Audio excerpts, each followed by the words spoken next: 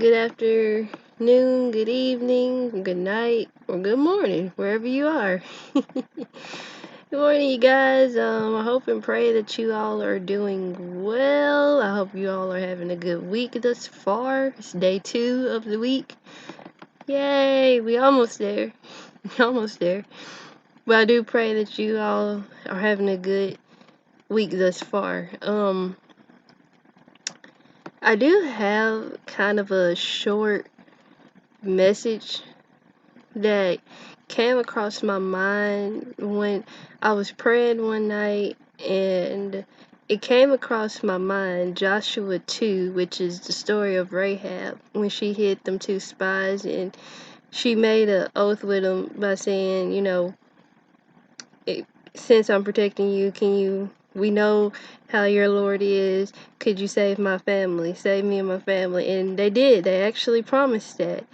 But while I was praying, that came to my mind, and I was thinking, this is a short message. I was thinking, they told her to hang this scarlet thread out the window and leave it out there till they came back. And, in my mind, I was thinking of, how we ask God for something, whatever that something may be. We ask God for that something, and whenever He says, okay, you can get it, but during that, there's a process. There's a waiting process. Maybe a year, maybe 2 years, maybe 50 years from now. We really don't know. And what I was thinking after that, I said, with these promises that God give us and what we ask, and it says ask and you will receive. The things we ask God and the things that He promises, yes, there's a waiting process, but also I realize that not only is a waiting process, there's some things we have to let go. And there's some things not only we have to let go, there's some things that we just can't do anymore. Like, for example, I'm gonna go back to Rahab. They said hang this scarlet thread out the window and nobody leaves the house. Make sure everybody's in the house, but do not leave this house until that day. And it kind of made me think again also that could it be that there were some days that Rahab wanted to go out, but she couldn't, or maybe some of Rahab's friends would call her on the phone and say, "Hey, you want to go to Krispy?" I'm just making this up. You want to go to Krispy Kreme? And she'll say, "Oh, that sounds good, but I can't. I got to stay in this house." Not only that, could there be times where Rahab was very tempted to go out the door, but she had to pray and really pray and possibly fast that, okay, I gotta stay in here. I gotta stay in here. Sometimes it can be hard.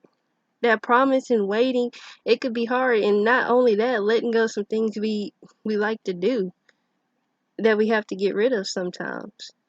So, all that being said, the very thing we ask and God promised, there's a waiting, but also there's some things we have to get rid of. And if we really truly want that promise, and if we really true want it to come true, another word that came to my mind too is sacrifice. We really would sacrifice for it.